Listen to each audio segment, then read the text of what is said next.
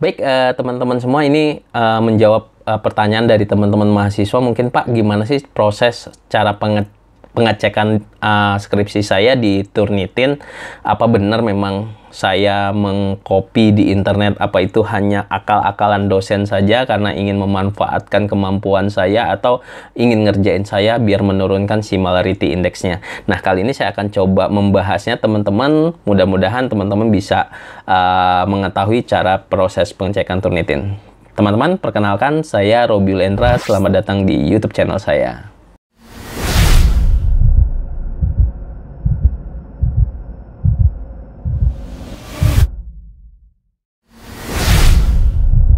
Baik, teman-teman, seperti yang saya jelaskan di video awal tadi, saya akan coba menjelaskan tentang bagaimana sih cara pengecekan skripsi kamu di aplikasi Turnitin. Apakah benar-benar Turnitin mengecek tingkat plagiarisme Anda atau similarity index kalian? Nah, teman-teman, saya buka dulu aplikasi Turnitinnya. Sebenarnya saya sudah buka ya, teman-teman.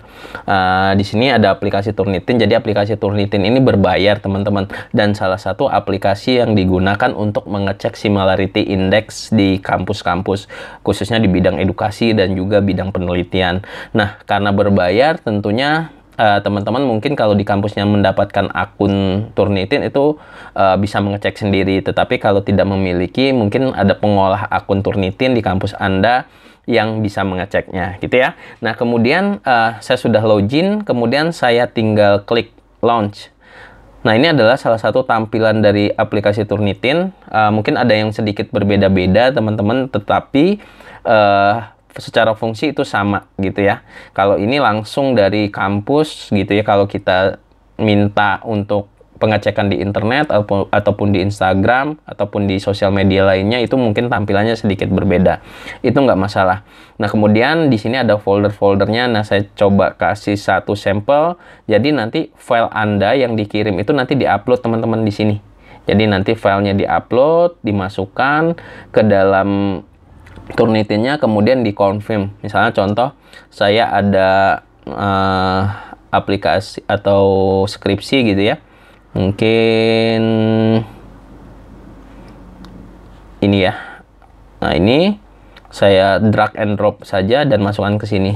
Nah, nanti Turnitin minta tulis namanya, kemudian nanti kita confirm. Nah, kita confirm, dia akan loading mungkin sekitar 3-5 menit, tergantung nanti banyaknya halaman file yang Anda sisipkan. Nah, kalau sudah, saya confirm ya. Nah, dia akan memproses nih. Nanti dia akan memproses. Lihat di sebelah kirinya ada uploading. Dia akan memprosesnya, kemudian nanti akan menampilkan hasilnya. Nah, ini contoh, teman-teman, similarity index-nya dari 44, 49, 61, dan seterusnya.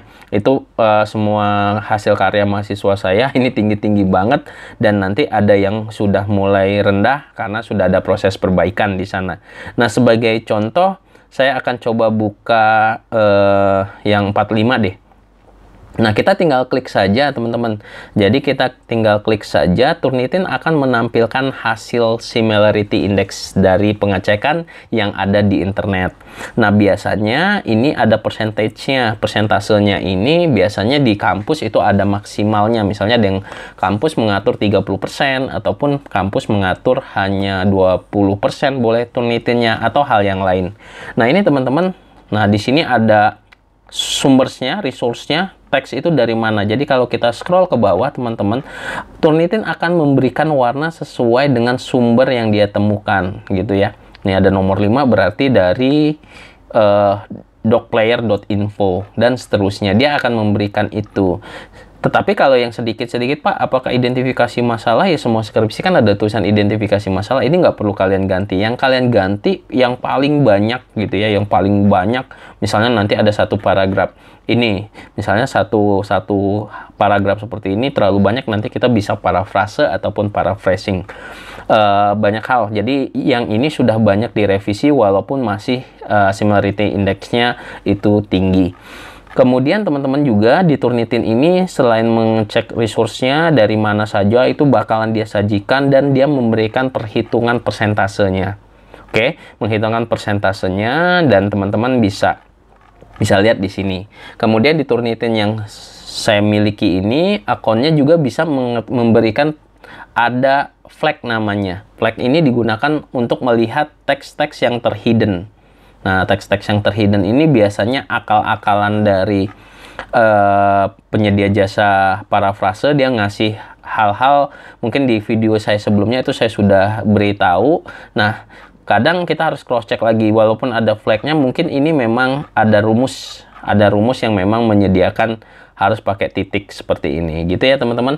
Nah, nanti setelah selesai kita langsung bisa download hasilnya. Kita klik aja tombol print, kemudian saya bisa download file hasil Turnitin tersebut, dan saya bisa